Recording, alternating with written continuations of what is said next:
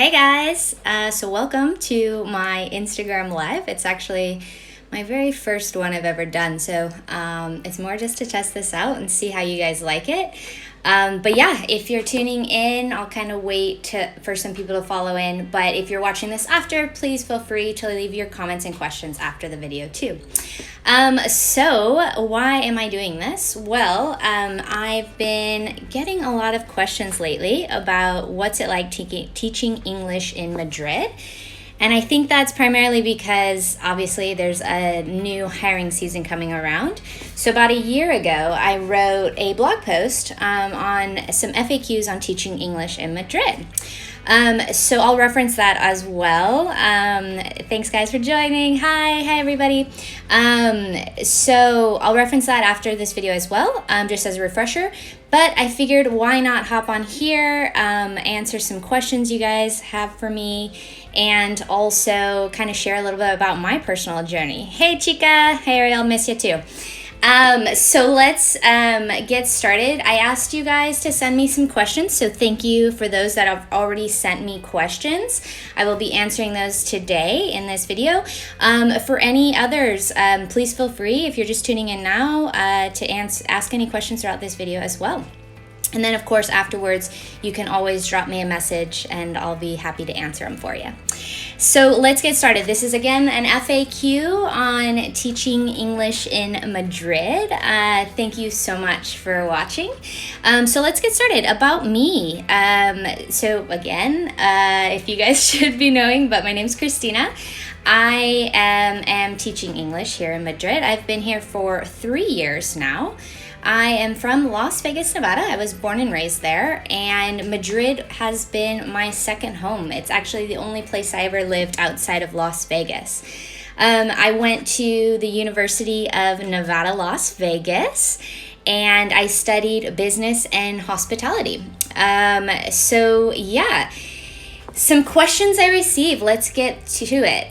What did I do before teaching English? So I get this question from time to time just because people are always curious, do you need to have an English background? Do you need to have a teaching background?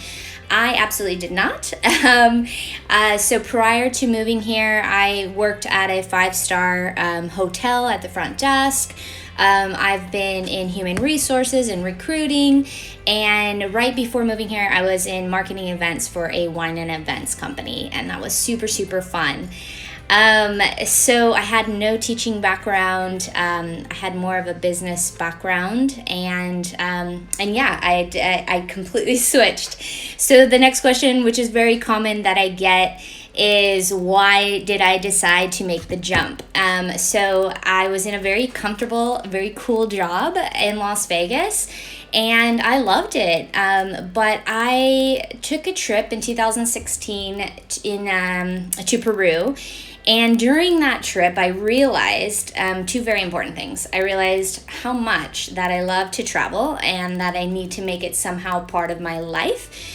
And the second thing I realized was how terrible my Spanish was. Very, very basic. And so in that moment, I decided, okay, for sure, I know I have to kind of figure this out. No more excuses.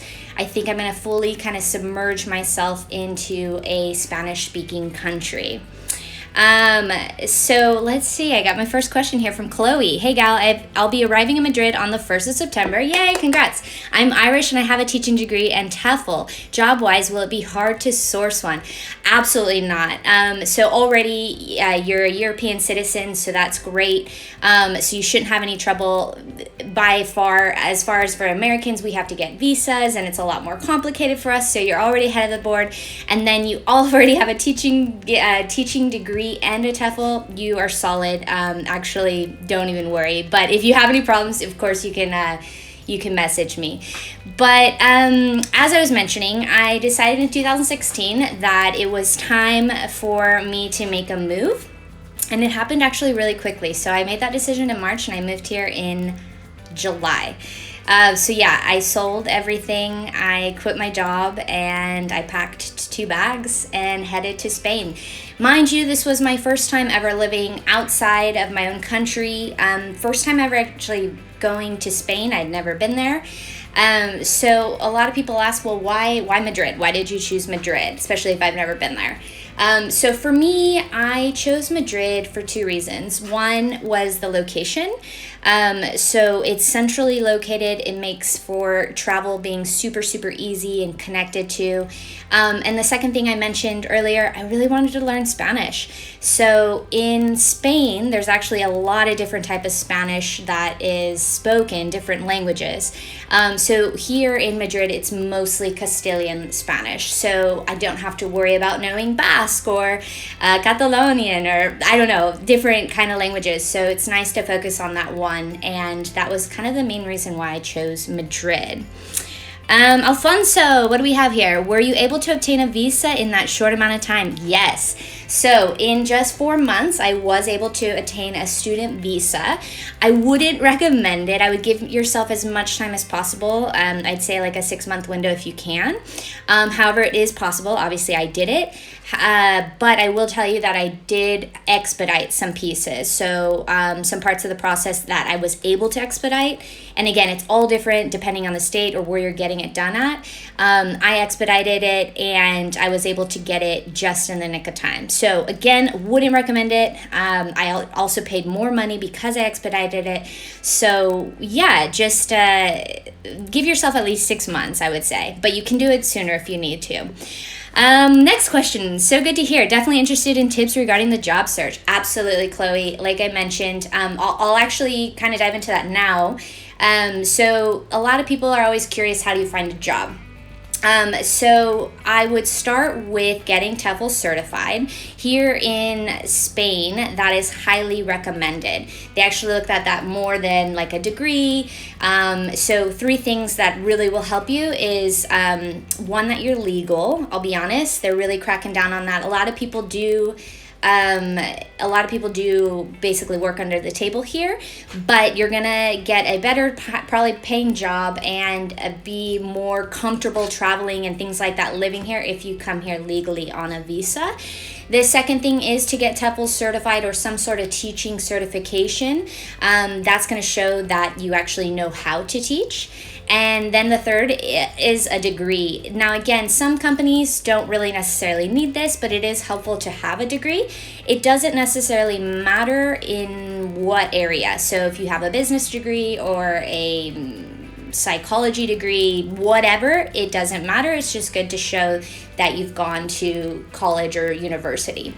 Some tips would be to network, put yourself out there. There are tons of Facebook groups to apply for jobs. Lingo Bongo is a really good one. Basically, some things that I did, I literally just Google searched some academies, major English speaking academies, and I emailed them directly. So this is a tip that I would recommend. Personalize all of your messages. It takes a little bit more work, but I got a response, and you will get responses. So it's really helpful when somebody sees that you're putting in that extra effort to kind of separate yourself from the rest. But there are tons of other ways. There's a huge community here for expat teachers. So you will find work. It's just a matter of how much you're willing to put into it, your experience, things like this. So those are just some few tips, but I'll mention more. So let's continue. Why did I decide to get Tupple certified? For me, I remember I told you I sold everything. I completely quit my job. I changed my life for this. So I really wanted to make sure that what I was doing was going to benefit me in the long run. Like, I wanted to make sure it was going to work. So if I was going to go all in, I wanted to invest in myself. So that's why I decided to get Tupple certified. I looked into many different programs and different ways to do it, and I decided that this was the best one for me. I went through International TOEFL Academy, and they helped me from the start to the finish, and I got TOEFL certified here in Madrid. So another one thing that I loved for it was just the network that you build. So within International TOEFL Academy, you have a huge network internationally, globally. So it doesn't even just matter here in Madrid, but it could be anywhere. If you decide to go to Japan or somewhere else, there's already a network there to help you out, which I loved that side. And then also the local network, just meeting people here. Right off the bat in my class, I had already like tons of new friends. And then the last reason I got Tupple certified, it's basically a requirement now. So I highly, highly recommend that you get Tupple certified if you're choosing to teach here in Spain. It's going to help you tremendously in the job search, and it's really worth it in my opinion. Hey Stacy, thanks for tuning in. I know you just messaged me as well, so if you have any questions, now's your chance. This is all about teaching English in Madrid. So I'll continue on. Lauren A. Ramirez asked me earlier, tell me more about visas and how do you obtain one for extended periods of time? Okay, so visas are very complicated in a sense that for non-EU citizens, we are required to get one. So there are many different types of visas. The most common ones that you'll hear about is a short stay visa. So these are anybody from the US, Australia, Canada, New Zealand. It's basically that you can't apply for it. You need to get a long-term visa. So you have your first 90 days here to travel and be within Spain. After that, you need to be here legally. So some people will overstay their short-term visa of the 90 days. That I do not recommend. You can run into a lot of issues. It's pretty risky to travel. It's harder to find jobs. If you get hurt medically, you could be screwed. There's a lot of tricky lines in that, so I wouldn't recommend that. The other route is to get the long-term visa, and that's through a work or student visa. Work visas are really, really difficult to come by. So, I mean, unless you have some sort of crazy skill set that they can't find here locally, then I wouldn't try to go that route. But a student visa is super helpful, and it's basically, it gives you a 1-year visa to live and work here. I got another question from Chloe. When you reached out to the schools directly, was it through English or Spanish? I reached out to them in English completely. The academies should be English academies, so hopefully they can speak English. That would be the idea. But it never hurts to put both the languages to kind of show that you have Spanish as well. Is Spanish a requirement? No. You don't need to have Spanish to be here. You can get by with just the basic. I would recommend, though, to brush up on your Spanish before coming here. It definitely helps with the apartment finding, the setting up the phone, medical, everything. It just makes it that much easier. But I will be honest, you do not need to know full Spanish to live here. A lot of people can come by just fine on like an A1, A2 level of Spanish, which is very beginner. Kelly, when does the school year start for students in Spain? So great question. The typical school year will begin in September, and then it will go until June, I believe. I'm saying this because I don't teach the kids in schools. I teach more adults.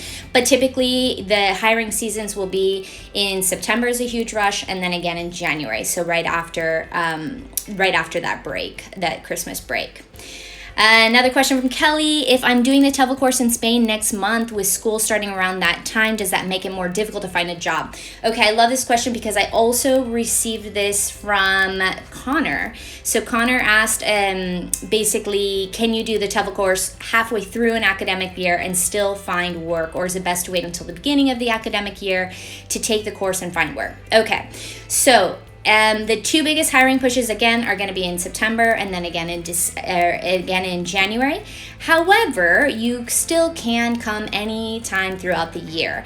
I would highly not recommend coming during the summer to find work during summer because practically everybody in Spain is on holidays and it's almost impossible unless you're teaching online to find work. So anytime outside of that, you'll be fine. It can be a little bit harder to find work once the school year has started, I will be honest. But people move, things change. There's always vacancies. So again, if you're aggressive and you put yourself out there and you're networking, you can always do it.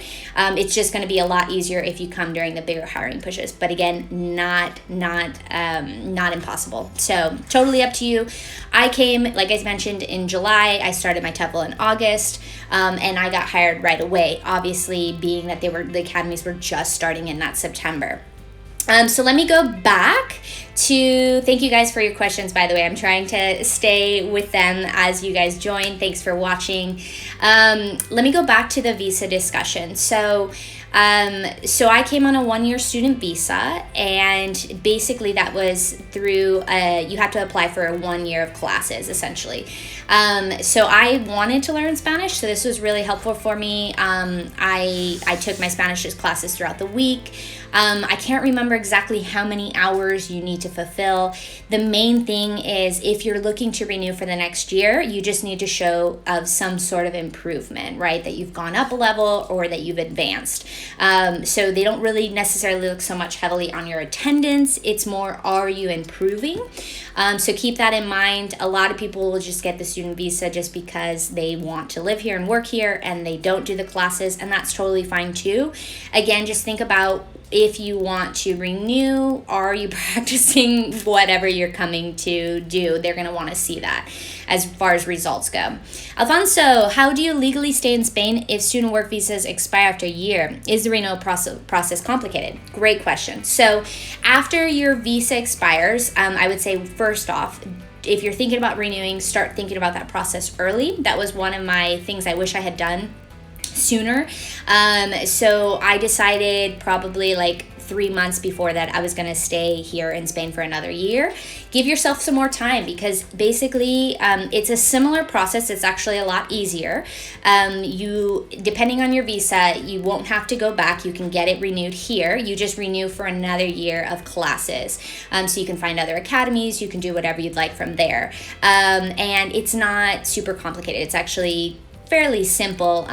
You have less of work to do, I guess, in the back end. You don't have to do like a background check and like crazy things. It's just more locally kind of stuff. But like I mentioned, I would recommend thinking about that renewal process within like 6 months, because one thing I wasn't ready for is you have to pay for another year of classes. So that can be pretty expensive, and to be hit with 800 to 1,000 euros thinking about another year of classes, if you don't have that, you start to scramble or try to figure that out. So that's something to think about. But the process is much easier once you're here, and the renewal process is easier. So great question. So basically that's what I did. I did a 1-year student visa. The whole process from start to finish took the 4 months. Each state in the United States is different if you're doing it through the US. So you have different embassies that you have to go to. You have different appointments. Some have different requirements. So this is where it can get super complicated. Since I went through ITA's program, they helped me throughout that process. So it wasn't as hard or difficult, and I was able to complete everything in time. So yeah, that's kind of about visas. Again, my one thing I would highly emphasize is just make sure you come here legally, really. I had a girlfriend who didn't, and she's actually now coming back on a legal student visa. So just something to think about. Stacy, differences in lifestyles adjusting. Yes. So I love this question, and yes, you will probably need this for your TEFL course. I did one here, so I didn't have to answer that, but that is a very common question you'll see, is to describe like the differences in cultures wherever you're going. So main thing for me, it took about 6 months to adjust here. I'm not gonna lie. A lot of it was around the time schedule.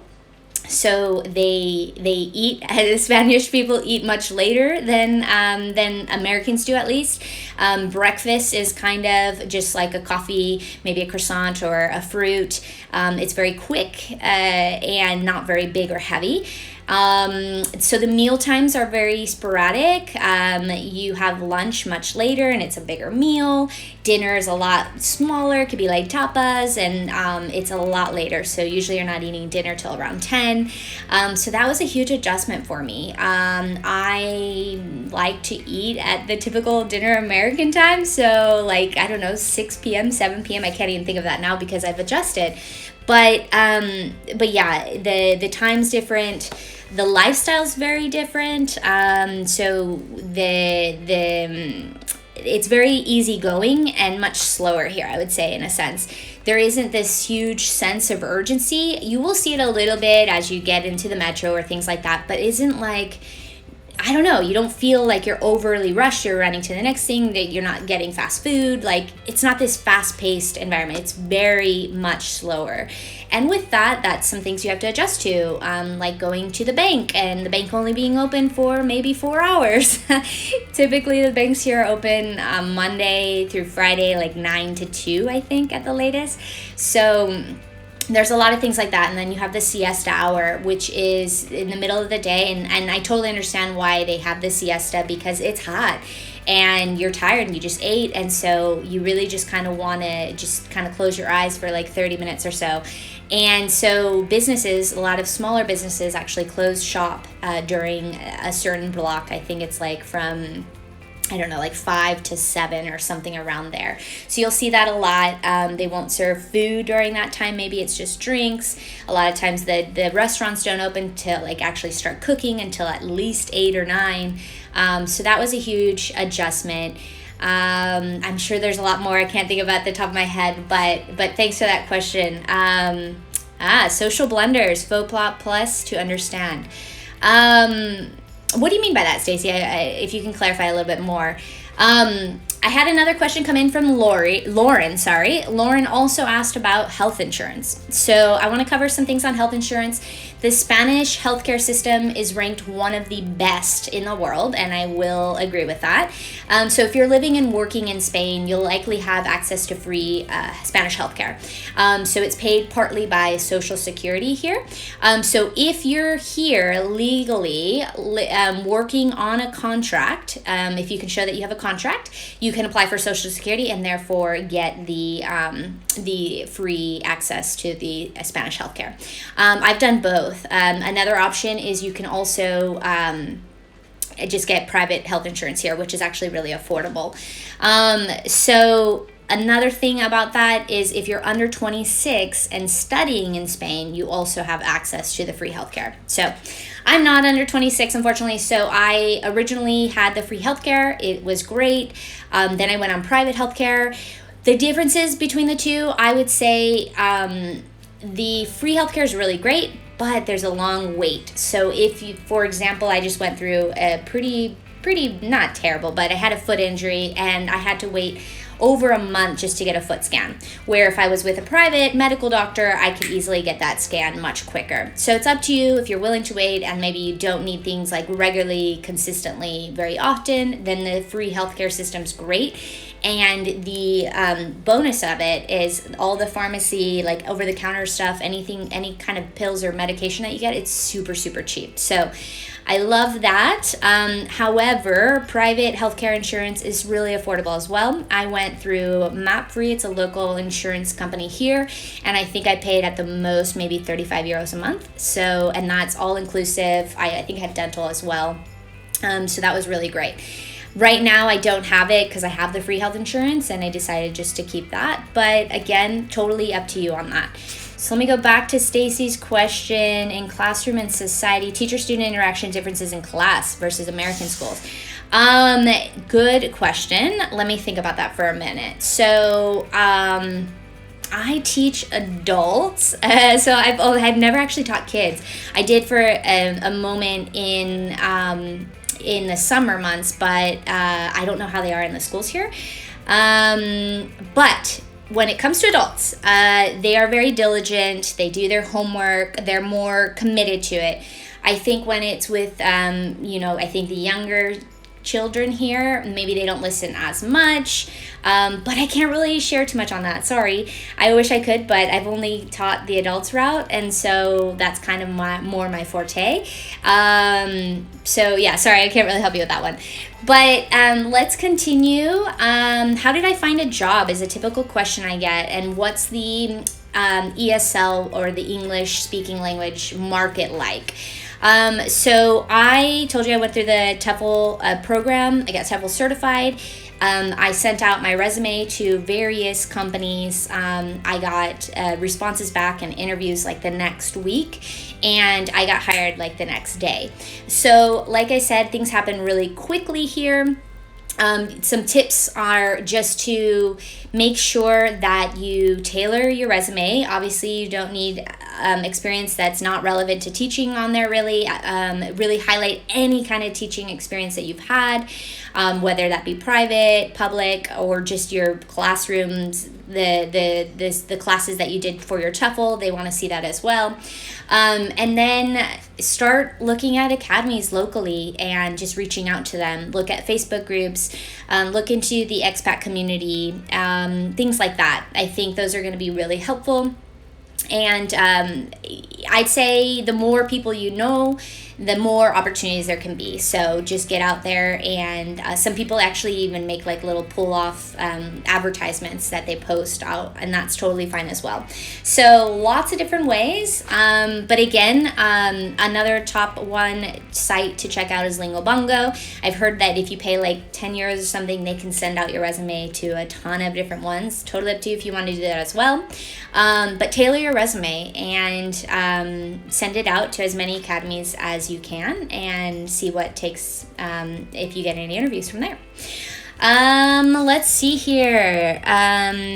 Yes, can you support, let's see here. Can you support yourself monthly rent, food with teaching adults? I've been teaching 17 years. Yes.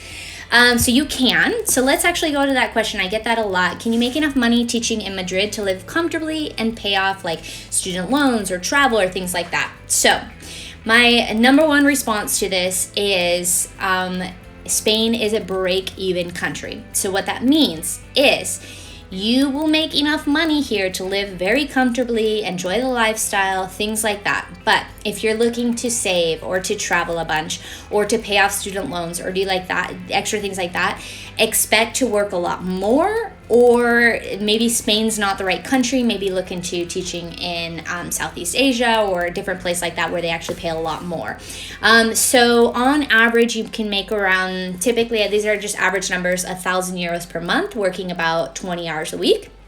Again, since you're on a student visa, legally you can only show that you're working up to 20 hours a week, but a lot of people work under the table, and that's totally fine as well. That's actually how you can make a lot more money, is getting some private classes.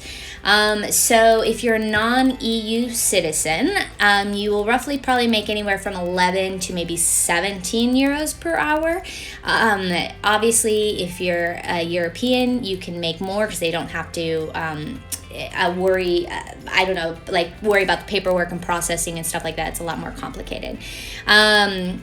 So it's relatively cheap to live in Spain, and you can, like I said, live very comfortably on that salary.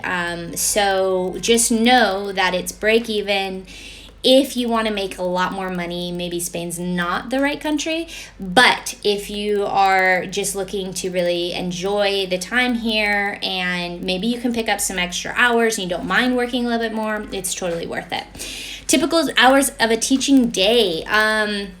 Usually Monday through Friday, but it depends. If you come through here, like through an auxiliary hour program, a lot of times you'll have 1 or 2 days off in the week. So it could be like a Tuesday to Friday gig, or a Monday to Thursday gig, or something random. But typically it's anywhere from the school hours from like 8 to 5 or 6, and same for work as well in businesses. So it just depends. But yeah, and then some people teach outside of that as well, like private classes. Hey Lourdes, thanks for tuning in.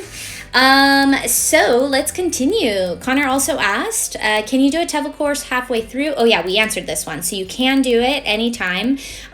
Basically, you can come anytime throughout the year. Just be prepared if you are outside of the hiring season to maybe put yourself a lot more out there to find a job.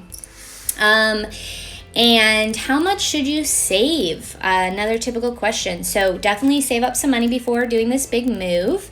I recommend to save at least 2,000 to 3,000 at least. So basically you're saving enough money to support yourself for the first 2 to 3 months. Just to kind of get started, get situated, and then from there, that money will go really quick if you don't start working right away. So be wise with your first couple months here. Don't, take a crazy random trip to Italy or something. Just be careful with your money, but at least try to bring around 2 to 3K just to comfort you for that first couple of months of transition. Cities in Spain most wanted areas: Seville, Madrid. Okay, yeah. So obviously I chose Madrid because it's the capital and it's a bigger city, so you're going to have a lot more job opportunities here. Barcelona, Sevilla, these are all great cities as well to be considering, even Valencia.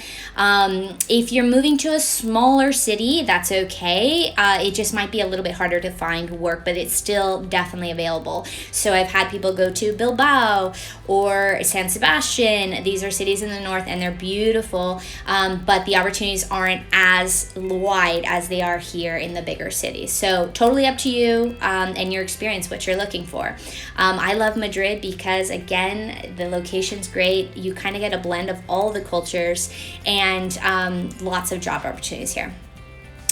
Some other things that I get asked a lot. Do you need a degree? Again, no, you don't need a degree. However, it will help if you have one.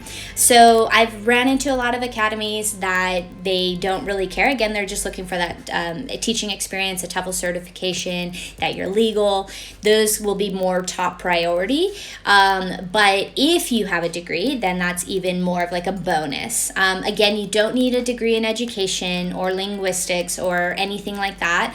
It helps if you're going to teach business. If you have a business degree, it helps if you have an education background, but you don't necessarily need it. Ameni asks, is it possible for non-native English speakers and non-European residents to find teaching jobs in Spain? I have a C1 proficiency English level and a master's degree in linguistics, and I intend to take TOEFL in class courses. Perfect. So it's totally possible. We have actually a wide range of non-native English speakers here.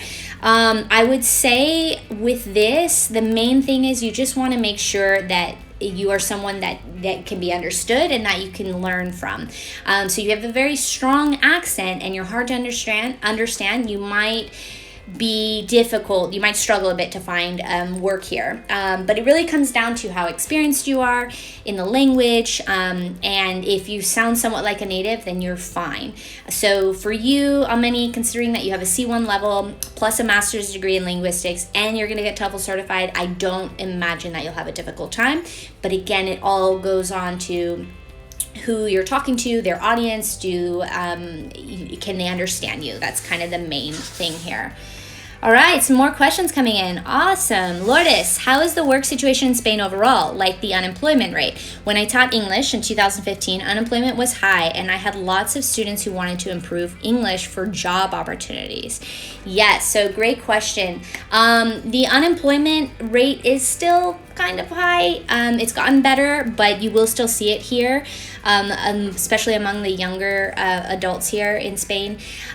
So what that means is there is a high demand still for English jobs here in Spain. I think it's very surprising, a lot of people that come to visit, that they think that the Spanish people have a high level of English, and while a lot of them do, there's a lot of people that don't know even the basics.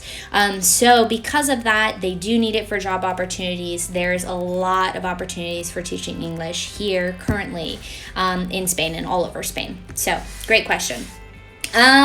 Anything else? Let's keep going. So some updates about me. So recently I actually became a European citizen. So if you've been following along, I am half Colombian, half Irish. On my dad's side, since my grandmother was born in Ireland, it qualified me for foreign birthrights. So this was a process that I did over a year ago. I didn't think about it actually until moving here. I wish I had thought about it sooner, but all is well. But yeah, I did some research. I found out that I qualified for it. So went through the process of collecting paperwork and documentations and everything, and paying some fees and stuff like that. A year later, I finally got my passport. So I can finally say now that I'm a dual citizen. I have both my American passport and my Irish passport. So this is tremendous for me because this opens up a lot more opportunities. As I mentioned, if you are an EU citizen here, things are a lot easier on the job front. So now some things I don't have to worry about is that whole visa process. So I will not and do not have to renew my student visa ever again. So I'm very grateful for that. because it can be very expensive and it's just another step. So for me, it's really refreshing knowing that after 3 years, I can actually, if I want, call this a home here. So we'll see. With that being said, I started my own kind of language academy because basically a lot of things were moving in a direction that I could do that. And I love teaching adults, so I figured why not make this a thing. So now that I am what they call autónoma, it means I can freelance, and that's kind of how I did it. So those are some of my exciting updates. I am going to continue here in Madrid for the next year. I have no idea what the next year looks like for me, but overall I'm super happy. I have a lot of opportunities here and have made some really great local friends and things like that. So all I can say, through the ups and downs of the expat life, in the past 3 years, I've learned so much about myself and about just life in general. And this opportunity has really opened my eyes to a different world, a different culture. And that's why, if you're ever in doubt if this is something for you, I highly encourage you to check it out, to do it, because for me, it was something that I never pictured for myself, I guess. I never knew that I would be an English teacher or that I would live in a foreign country. It was never something I had dreamt about or anything like that. For me, it was something that kind of came about, and I said, why not? Let's step outside of my comfort zone and see what happens. And since then, I have been doing that on a regular. So you will come across a lot of challenges. There's a lot of pros and cons always, but in the end, it always makes you that much stronger. So I always say, if you don't try it, you'll spend the rest of your life wondering what it would have been like. So yeah, if you have any doubts, questions, anything else, feel free to leave them. I'm going to save this video and probably upload it to my YouTube. So if you're watching it afterwards, feel free to leave some messages in the comments. Thank you guys so much for watching. I'm also going to link a great website for some more tips and helpful stuff that I found as an expat living in Spain. And then also my link to my blog post that I did a year ago on FAQs as well. So guys, thank you again so much for watching and following. I love your guys' questions, and yeah, stay tuned for more. Bye.